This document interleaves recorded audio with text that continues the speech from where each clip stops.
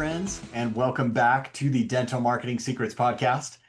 And we are on episode number 96 today. My name is Mark Thackeray, and I'm excited to have you join me for this episode. We have Lorie Streeter, who is the Vice President of U.S. Expansion for MaxAssist. She was the former Vice President at ADOM, and she is joining us to talk about how to reclaim back more time in your practice. And hopefully that time will be spent marketing and doing other marketing related things. It's my hope. But let's talk with Lorie. Let's get into this interview. It is awesome. She has some really, really good tips. I wrote down a ton of notes, as you can see here, and you're going to love this one. So without further ado, let's jump into it with Lorie Streeter. All right, you guys, welcome back. I have Lorie Streeter back on the podcast. We were just joking that before we pressed record that this is our third time on the show, which is awesome because she's just in such high demand and she just has so much good content. So I'm super excited to have you back, Lorie. Welcome back to the show. Thank you, Mark. I'm happy to be back. We are almost at a 4-part series. Yeah. So if we would have thought ahead of time, we could have done that. But here we Oh, are, no. number 3. Yeah, stay tuned for number 4 in the future. You've heard it here first. I love that. Yeah. So Lorie, tell us a little bit about your background. So I'll just say this, but you were the former vice president of ADOM. Now you are in the vice president of the expansion in the United States for MaxAssist, which we'll get into in a little bit. So give us a little, you have so much experience, and that's why I always love having you on the show. But take a few minutes and describe your background and your professional experience for us. Thank you. I'll try. Maybe the elevator version, but so I've been in dentistry, and that was by accident for going on 30 years. And you and I both know I started when I was 2. I always let people know that, so they're sure not to wonder. But the truth of the matter is, I was singing in a bar, and a dentist came in and sat down and said, "What do you do for a living?" I'm like, "I work for an ophthalmologist practice." And he's like, "How about teeth?" And I keep telling everybody when I get to my job in podiatry, I'll know I'm done because I worked my way all the way down the body. But dentistry has always had my heart. I've done a little bit of everything, Mark. It's really interesting. I worked in a general practice as an office manager for 12 years. That's where I got my love of the office manager and the experience. I worked for a DSO. Back then it was called Bright Now Dental, now Smile Brands, for 5 years. My job was to drive new patients into dental practices. So I learned a lot about organic marketing and how to do that the right way. And then I worked for Patterson for a short stint. That's where I found ADOM for the first time, and then spent the last 17 plus years at ADOM growing from what I think is the best community in dentistry. So this recent change has been not only eye-opening, but life-changing, frankly. It's allowed me to launch my own, brand. Lorie Streeter Maxed Out is now where we are. And don't let the name fool you. Maxed out is a good term for those of us that have hit our mark, right? But at the end of the day, we want you maxed into your potential. So that's kind of it in a nutshell. And what I love about joining you, and thank you again for having me, is that we get to talk marketing, which is my heart. So yeah, the best. Yeah, it's so hard. Yeah. Well, and that's what's so neat about having you on is you look at the experience that you bring to the table. You're able to see things that other people just can't, whether that's from the doctor's perspective, from the office manager's perspective, even from the consumer patient perspective, and I think that's what's so valuable about your insight. And so I'm really looking forward to what we're talking about today. And we can kind of get into that now. So, I mean, Great. Yeah, it's one of the big challenges, and this was something that we mentioned before we pressed record too. It's just the fact that there's so little time. It seems like nowadays we have our attention is split so many different ways, and especially as a practice owner or an office manager, your laundry list of to-do items is ever growing. I mean, it's multiple. It's a scroll that just keeps unraveling, and that makes it hard to get to marketing. A lot of times marketing ends up at the bottom of that list. And so I'd love to talk a little bit about this in terms of what can we do. We hear a lot from practice owners, from even office managers, from employees. They want to do more marketing, they just don't have the time, or they don't think they have the time. So Right. let's, yeah, why don't you just start there and kind of paint the picture a Love little that. bit, and then let's, Yeah. yeah, get into it. Well, I wrote notes this time. Last two times, I don't think I wrote notes, but I Well, wrote you don't notes need this them because time. you, I have a lot to say. I have a lot to say.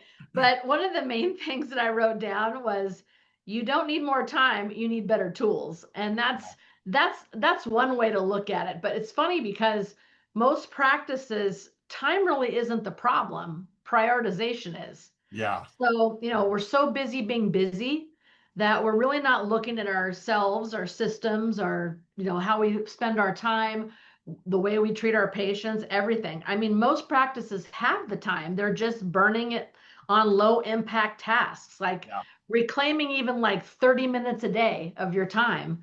You can use it to do all kinds of things. So, that was my first overall when you and I discussed what kind of topic we were going to talk about.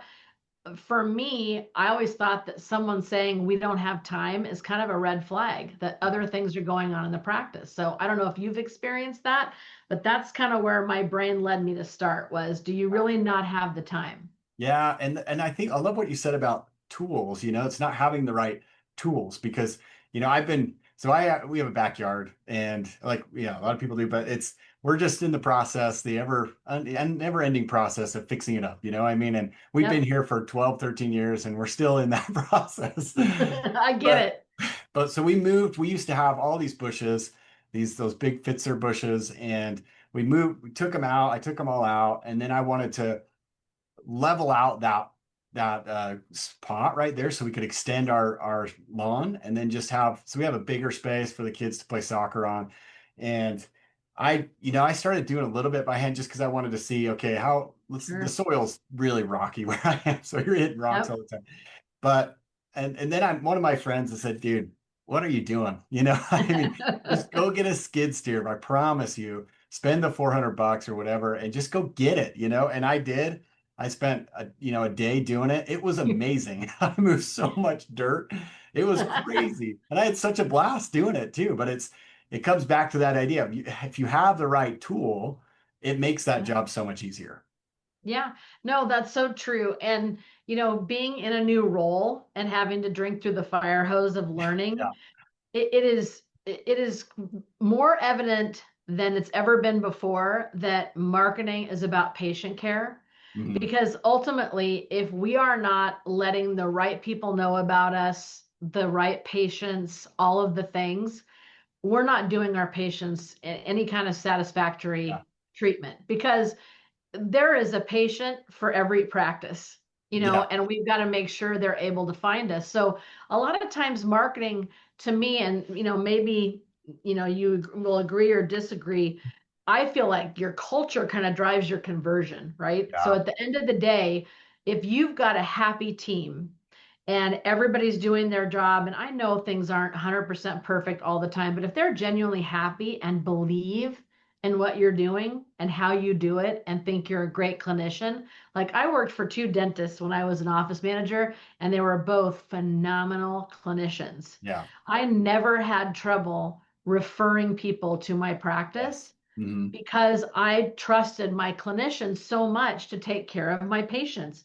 So I think when I say culture drives conversion, if you've got some happy people in your practice, we're your best micro marketers, right? Yes. We are the ones 100%. that are going out in the community to the ball game with our kids, or in my case, it was a track meet. And if somebody's sitting there holding their face, I'm like, "Are you okay? Can I help you?" Yeah. Or, any conversation where somebody goes, "Oh, I got to go to the dentist. I'm dreading it." Well, why are you dreading it?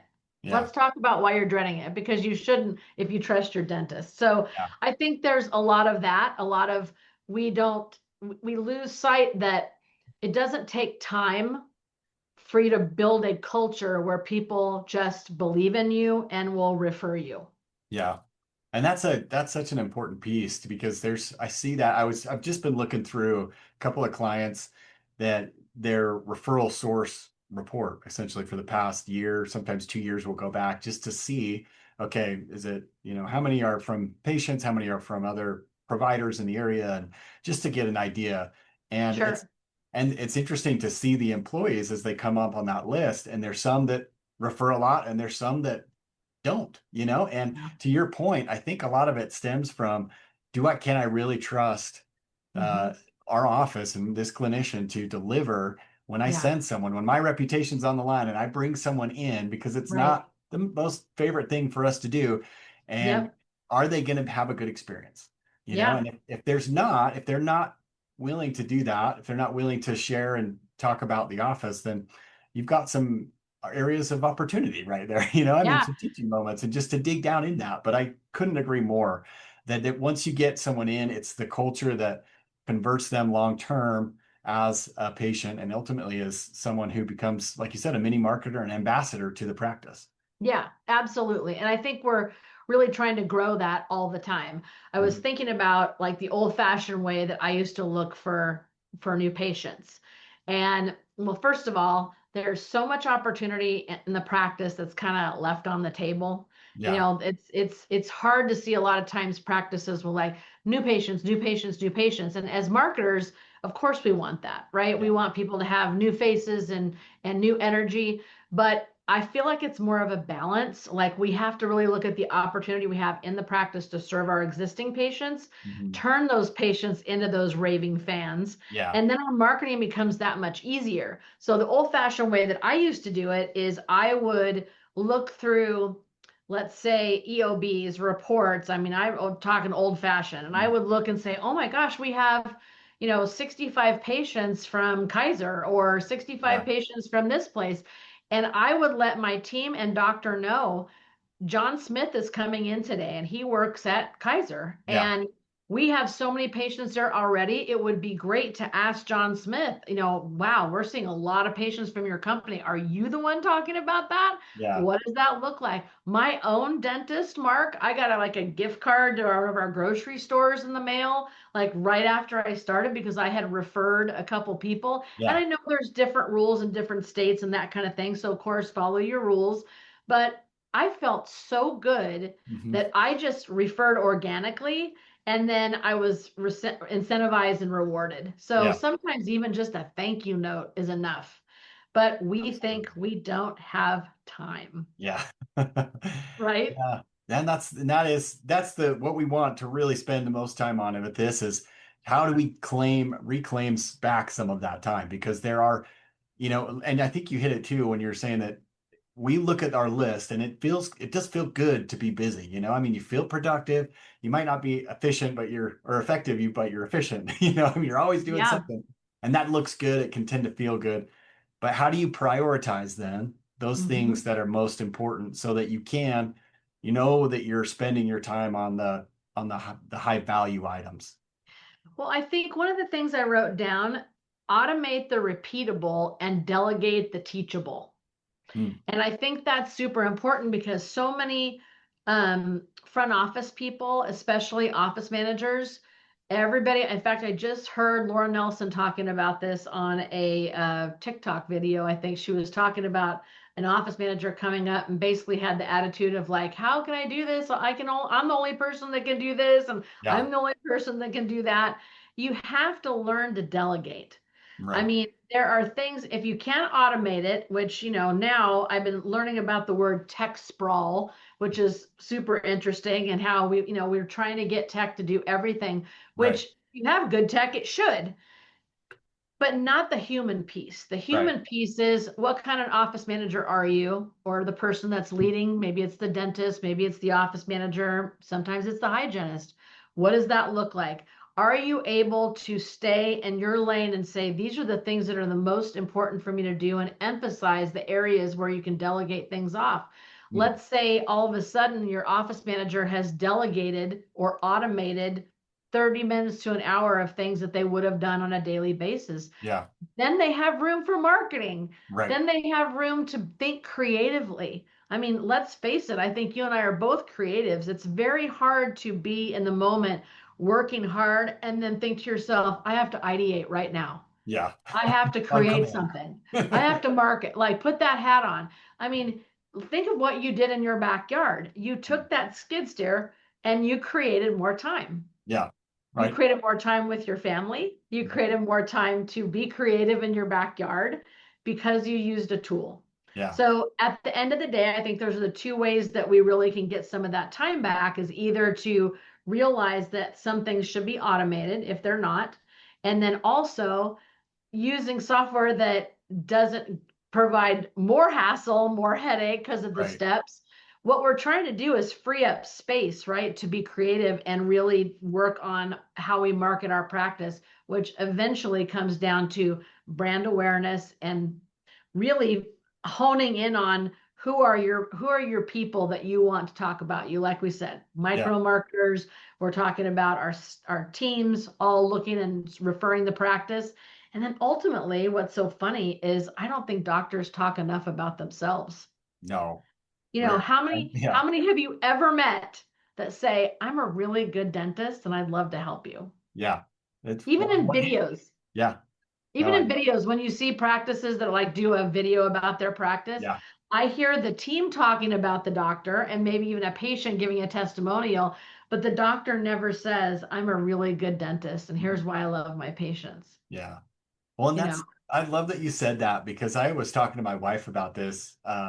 Can't remember when it was, 6 months, a year ago, whatever. But because I've had that challenge too, where I'm not one to be like, oh, I am amazing at this. But I met someone at a conference or something like that, or a networking event. I can't remember exactly what the circumstance was, but he introduced himself and he said, and I'm really good at what I do. And it wasn't cocky, and he didn't come across as condescending. He was just confident. And I thought that was such a light bulb moment for me. Like yep, I knew, okay, I can trust this guy. I mean, at least it seems like it. Like I know he's confident in his abilities. And that sure. just made me think about it differently. So I love that point, Lorie, that the doctor can come out and say that and not come across as arrogant.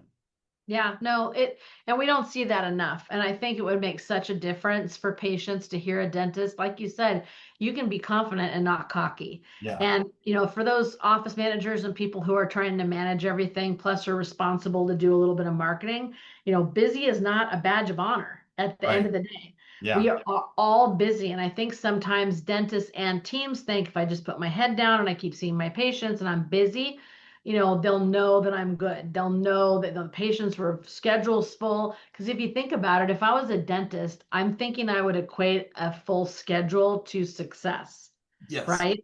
Yeah, But we all know, and so do all the consultants that might be listening, that just because your schedule's full doesn't mean you're efficient.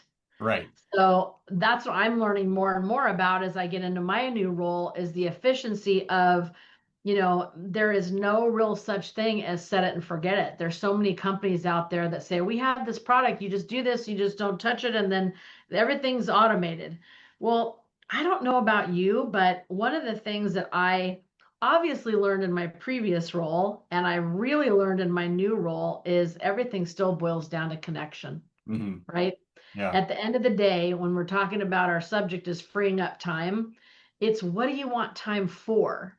For me, I want it with connection. You got hours back you could spend with your family. right. Dentists need to get hours back that they can spend maybe in their community or if they're based in a church or whatever that looks like for them. There's no time to have that connection with anyone, even if they're not your patient. Connection always is going to drive success Right. because at the end of the day, we've got dentists out there who are going to work and pulling their hair out because let's face it, nobody wants to see the dentist. That's just, I mean, how many times we've probably talked about that at nauseum because nobody wakes up and says, oh, God, I can't wait to go to the dentist I today. know. I personally like it, but that's a weird thing. So most people are scared to death or avoid it. There's all those things. So a dentist ultimately has to sit in this place where they say to themselves, I know I'm good at what I do. It's important what I do for people's oral health, their systemic health, all the above.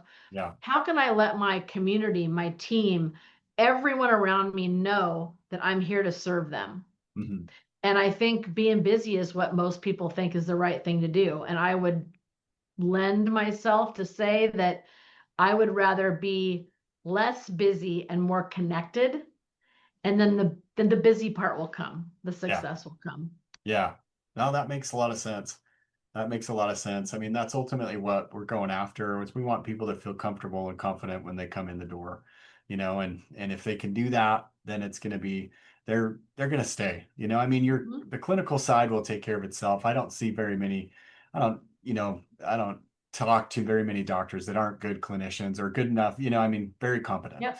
I think Yep. across the board, but it is that in that connection Yep. aspect where they spend the time and they share, they're a little vulnerable at times too. Mhm. There's I think there's a couple of sides of this too, where you have that confident side. There's also that vulnerability, sharing a few things, personal experiences, things like that, just being unable to relate to them as a human, Yeah. that Yeah. goes so far, Yeah. and like you said, I think that's a great place to start. I mean, if you're thinking about marketing, if you're thinking about trying to get more new patients in general, kind of the inside out approach works really well, where let's create something worth talking about inside the office, and Yes. then let's go out, and Yeah. work on that. And if you're trying to find that time, look for like invisible leaks, like in your day or in your hour. Okay. I'm doing a series right now on my new Instagram page where we're taking the book Atomic Habits Mm, and breaking it down, yeah. Atomic Habits Dental Edition. Oh, love it. And I mean, if you look at the premise in that book, it talks about like if you change something like by 1%, in Yeah. a year, you're changing something by 37%. So it's not always as big as people think. Again, being productive does not always equal being busy. It's, that small daily progress to a goal. So if you can identify some leaks in your time, again, software, process, systems, handoffs of patients. I mean, there's all these little things that you can do, and just by shifting, let's say you got a half hour. I wrote this down, what you could do if you got a half hour, freed up an hour.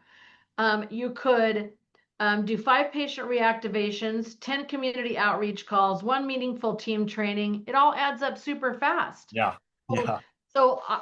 my first step would be to identify where those leaks and gaps are. So, I want to make sure people leave today knowing like there's ways to evaluate Yeah. looking for the time that we're trying to get them back. Because it sounds to me like you and I are both thinking we're inside out marketers for sure. So the inside out is your house in order, right? So here we are. We have a great practice. We have a great team.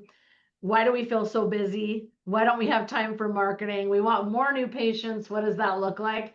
And I think if you kind of stop there and evaluate internally there as well, looking for that extra time, and then maybe even schedule it. If Yeah. you have a person that's identified as being responsible for your marketing, make sure that there's an interaction and connection between what the dentist's expectation is of the practice and marketing and what the front team or whoever's responsible for the marketing. Smart practices outsource Mhm. those types of things for the most part. And, I think when you're small and struggling or you're starting, it's okay to do a lot of these simple things yourself. Mhm. But at the end of the day, as you get bigger and busier, there's always that piece where you can outsource and automate some of those things. Yeah. Yeah. And that is, to be totally candid, that's one of our uh, pitches, when we talk to dentists is, hey, we can help you reclaim back a lot of that time, that you're Yeah. spent marketing or trying to market or even thinking about it or worrying about it. And we can, yeah, allow you to do so many other things with that time. And I think that is a great, what an asset, to free Yeah. up. So, yeah. So I love what you said too. Let me just add this. I was thinking about what you said about process and processes. That's something that has really allowed me to free up a lot of my time as I've started to build a team and add employees and just having a process to hand over to them. Yeah, it Mhm. takes time to create it and fine tune it, but Sure. once you hand that over, the thought is, I don't ever have to do that again personally, which is so liberating. And this same Right. thing happened actually in my yard too when I was digging out this section because we had put a patio pavers and we had built a pergola and stuff like that. But I was so excited because once I was done, the whole time I was digging it out and getting rid of all the weeds. I was like, this place will never have weeds again. Like I'll never have to do any weeding over here again. And that thought sustained me for hours. And it was so, and that's the same thing with your practice, it's just I like you said, Lori, identifying those things that are I mean, if I loved what you said too. If you delegate the teachable, if that you can delegate to those team members, you have a process that you hand them, and then you can talk it through and work it through. But then, yeah, you just kind of let them take the baton from there. And Yeah. there's going to be coaching and there's stuff that will happen after too. It's not going to be perfect from the get-go, but it does really open up that time. Yeah. I've got my little thing in my head just said, say this because a lot of people need to hear this. So let me say something really quick about practices and doctors not being able to talk about themselves like we were Yeah. mentioning. I think I think the thing that team members can help their doctors the most with is if you know that your doctor isn't good about saying, "Hey, look at me, I'm all out in a bag of chips," right? Mhm. If your team believes in you, they should be able to articulate that better than you can. Mm. So I'm Yeah. sure in your process, when you're working with practices and they're deciding to outsource their marketing and you're coming up with a strategy for them, I would always interview the team first and find those people that are evangels and believe in the dentist more than they do themselves, because they're Yeah. always going to tell you the things about the dentist that make their experience of a patient unique. Yeah. So if you rely on the dentist for that, if the dentist says, "Yeah, I got to outsource my marketing, we don't have time to do this," you're not going to get very far if you don't get to the heart of why patients are coming there to begin with. So I just think it's important as we're trying to find time to do all these things, whether you do it internally or rely on somebody like you to help with it externally, both are fair and good options. I think the hardest thing is, what can you say about yourself that you really can stand behind? Mm. Because there's no time in the world that's going to find that. You have to find that, with that connection. Yeah. And I love that. It's a great place to start, with the team. They're the ones that are getting a lot of the feedback too from patients. And so it's reinforcing, Yep. yeah, their own beliefs and stuff like that. I think that's awesome. That's let's awesome. let's face it, there are so many marketing companies that come in and go, "We're going to send you 12 templates that you can use every month Yeah. to post on it." And look, for some people, let's say the doors are blown off and they've got more patients than they can stand. Great. Hmm. Post something on social once a month, do your diligence, that's Yeah. fine. Let's face it, not everybody's like that. Mm. So Yeah. for those people that are trying to grow their practices, I would much rather see a social post about, what soccer team you promoted, or what, a high five from a kid who just got their braces off, Yeah. depending on the situation. I'd rather see something real than something somebody got out of a template. Yeah. So, and that's not always easy to do. And those are the types of things in marketing that I think people have to find time for. Yeah. Those are the culture conversations internally that you have to have with your team, where you say, "Okay, let's take the time to really decide what makes us tick. What are Hmm. we really good at?" Yeah, yeah, I love that. And I think getting the team involved, if you can, yeah, if you can carve out some additional time or reclaim some additional time, and then get the team involved to come up with these ideas and start engineering a different process, a kind of a dream come true scenario type, Disney type process. I think that's where it gets really exciting. At the outset of our interview, we talked about how get those people that get so excited, those team members that really get behind the vision, Yeah, and that's so imperative. I mean, they're not going to do their best work unless they believe in what they're doing. And if you can get them to really clue into what we're trying to build, then they're going to be the ones that ideate, that bring these things to the table that we could have sure. never thought of ourselves, because they're in Right. that unique position where they see those patients in that setting every single Hmm. day, which we might not see or might never see, and Right. so it's so cool. And we've been talking with a couple of practices. We put together a program to help to proactively orchestrate more referrals, and it deals with, okay, here's some things that we can do. And we mentioned a couple of them, just reaching out and recognizing people when they Hmm. send a referral. I mean, as simple as that. But there's some other things too where you engineer these referable moments, essentially in Hmm. the practice where they come in and you go out of your way intentionally to go Yeah. above and beyond so that they have a unique experience. And Yeah. I'll share a quick example when I started a company right out of college. I did photography and I got really excited about referrals, and this idea kind of, you know, was born in me, I guess, or someone shared it, I think, and I really took root. But the idea is of you can proactively generate referrals. You don't have to just sit passively and hope that they will come. And so I remember just when I was working with clients, kind of on the intake process, I would ask them about their favorite, uh, just a few random questions that they seemingly random questions at the end. What's your favorite snack or treat or whatever? And then uh, what's your favorite color or something like that. But and then when I was done with the photos and I'd send it to them, I'd include that in there. And more often than not, they would say something like, how in the world did you know that that was my favorite snack? Even though I asked them outright what it was in the first, Right. they were so blown away. And it's like these little tiny things that Yeah. really don't cost you all that much, I'm but writing that down. What is your so favorite cool. snack? Yeah. And it's just exceeding those expectations, Yeah. strategically so that they are more likely to refer, and Yeah. especially in dental, like it doesn't take that much because it is a rough experience for a lot of people to come into practice. So Yeah. yeah, and I think that's a great place to spend your time that you've reclaimed by Mhm. outsourcing or delegating or automating some of these things. Mhm. Yeah.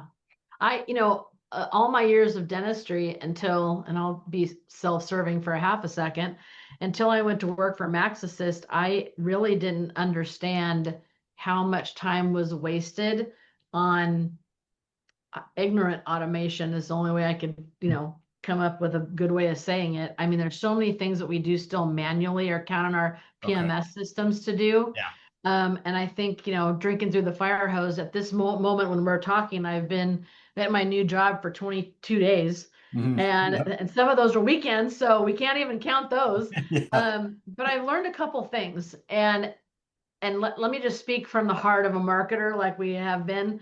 Um, we think there's a lot of practices that think new patients, new patients, new patients, new patients, right? Yeah. And for some, that's true. That's what's needed. But my new boss, our CFO, has really shown me that it's a balance. It's a balance between cultivating your existing patients and the things that are like sitting on the table that you have that you could be turning into revenue, or you could be hiring more people, hiring Yeah. associates, doing the things, and new patients. So it's a balance. So as a good marketer, I used to want to say all the time, all you need is new patients, all you need is new patients, butts in chairs, the whole thing, Right. right? But what I'm learning over time as I age, is that everything is truly a balance. You have to have it all. You have to have the total team package. You have to have an eye on your unfinished treatment in your own practice, because there's probably thousands of dollars on the table. Tons. And then you also want to get to a point where you're covering all those things, so then you can go after new patients Mhm. and you can fill more chair time and more hours. So it's a delicate balance of all of those things, and I'm learning it slowly but Yeah. surely. Yeah, well, it's true, and it's so exciting to focus exclusively on new patient generation, where you're just, oh, we generated 15 calls today, and that is exciting. It's not as exciting typically for most people to reactivate a patient that hasn't been coming, but Right.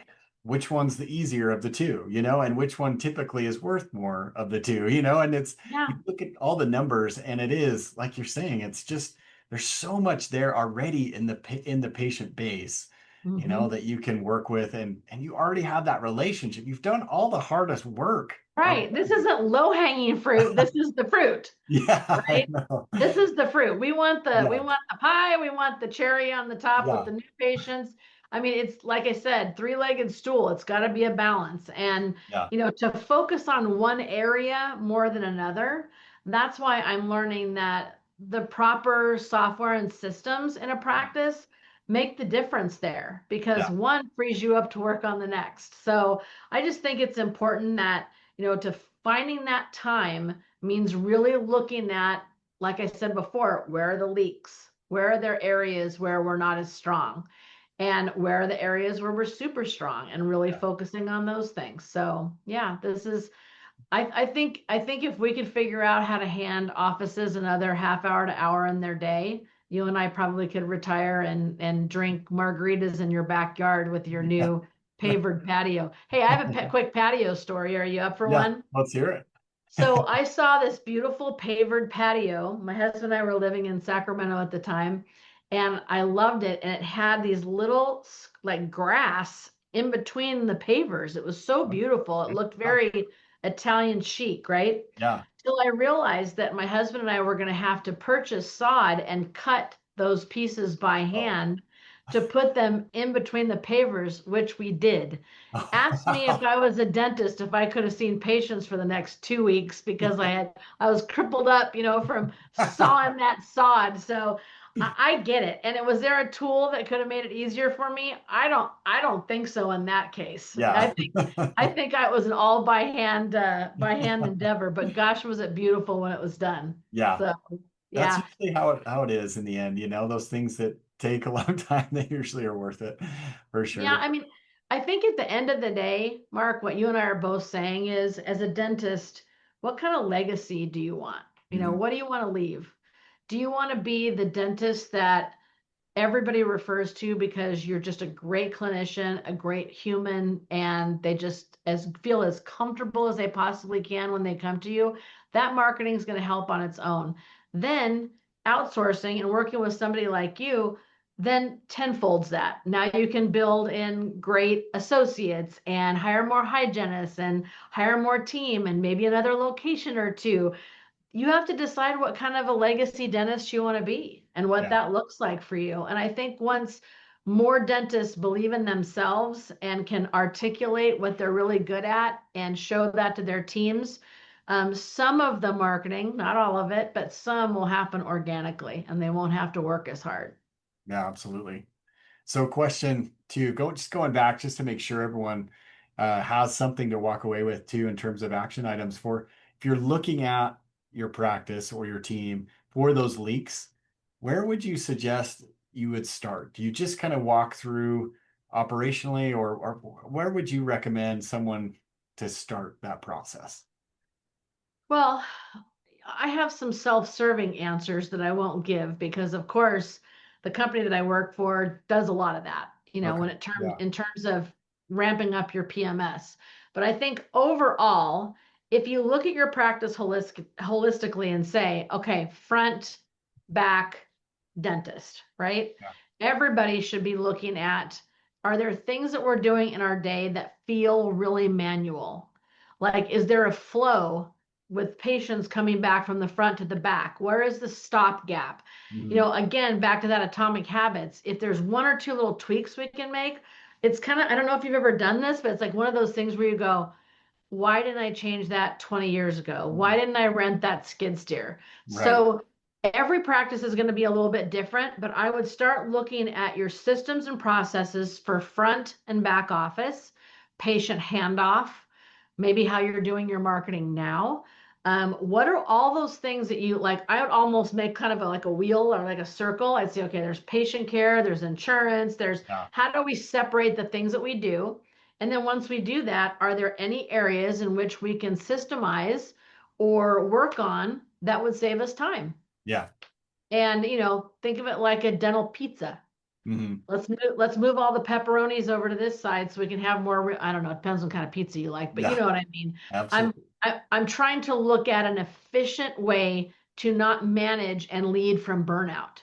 Right. And that's the hard thing. Yeah. And part of the reason I came up with maxed in, maxed out is because, you don't want to feel so maxed out and burned out that you can't lead and you can't help. No matter what role you are in the practice, you want to feel maxed in, right? Because maxed in means I'm looking at all these things and I'm not going, oh, it's so heavy. Oh, I have to carry it all. It's okay. This is my job. This is what I do from this time to this time. How can I maximize efficiency while I'm here and show my team that I just saved everybody a half hour a day? Yeah. And what are we going to do with that time? Right. So, one of the things that I'm sure you do, I would be asking potential marketing clients is how much time do you spend right now on marketing your practice? Hmm. Now, you and I both know, and it's probably a part four, Mark, Yeah. that there's a difference between brand and marketing, right? Yeah. So who are you? What do you do different? And it's really important that practices understand where they are in the process, what their goals are, and which type of marketing they need. Yeah. So identifying those things, I think, will help then you work backwards to find those gaps. So although I can't wave a magic wand and give them the time, I think there's some simple steps I would take if it were me to try to find it. I would be monitoring like kind of what I'm doing all throughout the day individually and saying, can I delegate? Can I move anything to another person? Can I automate something? Is there something here that I'm missing? Yeah. So something as simple as, and again, self-serving, like when a call comes in and we have like a call pop that pops up all the patient information, but in our software, it has tons of information about the patient's family, and the whole thing. If you have to get the call and go into your PMS and find all those things, minutes, 3, 4, 5 minutes. But every time the patient calls, if you have to do that, Hmm. that's time you could have back. So Yeah. that's just a small example of an efficiency that could change if you looked at something that was a little bit more automated or suited towards saving time. Yeah. So I think nowadays serving people well means we're not only helping them, but we're listening and focused in on what they need. Because how many times are we just trying to answer the phone to get the person off the phone? Hmm. Or we don't even want to pick up the phone anymore. So we're Yeah. using some voice that says, "Hi, this is Lorie from Dr. Smith's office. I'm so glad you called. Can we give you a new patient appointment?" And they're like, "My tooth hurts." And you're like, "I'm sorry, I don't understand that. Press 5." Yeah. I don't want to see that in dentistry. I really want to see the human connection, which leads to, us always maintaining the relationship that it means to keep a patient for the lifetime. Yeah. Couldn't have said it better. And I think that's, yeah, really what we're getting at is just making that a better process for everyone, patient included, Yeah. And so, yeah, I would echo what you just said, Lorie, in terms of have each team member kind of go through that and see, okay, evaluate their daily routine and just see, Yep. okay, what are areas that I feel like are where there's friction, where I feel like this is Mhm. just a little off, it's a little uncomfortable or whatever. Or like you said, this is something that we could automate, Mhm. honestly, Right. or something Yep. that could be delegated to someone else. And there's going to Or be outsourced. Yeah. or outsourced. Yeah. Yeah. Yep. And there will be some that you just can't do that. They just don't, there's just not a thing. But to go through that process with each team Mhm. member and have them, and I think what's neat about that too is that it encourages them to think like an owner, where they're thinking as how can I make this practice better, Right. instead of just how much time do I have left on my shift today? You know what I Right. mean? Right. And that's a totally different mindset. But well, Lorie, I'm so excited that you got to come back. We're excited for part 4 to be determined at some point. Really excited about that. But why don't you take a few minutes now and put on your Max Assist hat on and tell us a little bit about Max Assist. I mean, it's a resource. It could be a good fit for a lot of people that are listening right now. Well, taking a juxtaposition that I am only a month into my job, but the things that I've learned so far about Max Assist are that it is built to simplify and enhance recall. And it's so amazing that it started there. But now with this new AI toolbar that we have, it's just, I go on to a demo because, of course, I've been demoed to death, right? Yeah. So I've got to see it all the time. And I keep telling my friends that are in dentistry, I'm like, I don't know where this software has been. Like, where are they? Yeah. So Max Assist, they're the leaders in Canada. So if you think of, they're a Canadian born company. I got to go to Calgary and meet the whole entire team. They're all amazing. They have a US location as well. And my job was literally to march them across the US. Like I want people to know who they are because Yeah. frankly, they're the best kept secret. So my favorite things on demos have been you open up your software and they have no hostile integration. So all their integrations are super smooth. Their toolbar just kindly pops up over the top of the PMS. It's real slender. And right away, you go in, there's an AI assistant component now where basically I'm kind of a list maker. I can go in and see what I need to do throughout the day. Who didn't respond, who didn't do paperwork, where the missed opportunities are. There's all kinds of analytics about how to fill chairs. It really has features that no other software has. It does all the other things that everybody else does, but it has so many little hidden nuances. So I've been inviting my closest friends and people in the industry that really talk to other office managers and said, just look at it. Tell me if there's something wrong. What am I missing? And everybody leaves going, why doesn't everybody know about this? Yeah. So I'll leave it at that and just say from an efficiency standpoint, without having to sound too self-serving, I would definitely take a look at it if you're trying to fill hygiene chairs, if you're trying to build your practice, if you're looking for that treatment that's been diagnosed and you want a simple way for your team to be able to track that and fill those holes, it does that. Mhm. And I think that the biggest thing is, that mentality that all these softwares have of set it and forget it, and it automates and does all these things. That's not who MaxAssist is. MaxAssist is basically like having an extra set of hands up front, which as a practice administrator, I would have been like, there's my time, there's my Yeah. efficiency right there. So Right. I think as I get to learn it more and, I go through 700 more demos, maybe on part 4, I'll tell you even more. Yeah. But I think the biggest thing is anytime you're looking to level up your game and one of it needs to be through being more efficient, you want something that's going to assist and help you grow.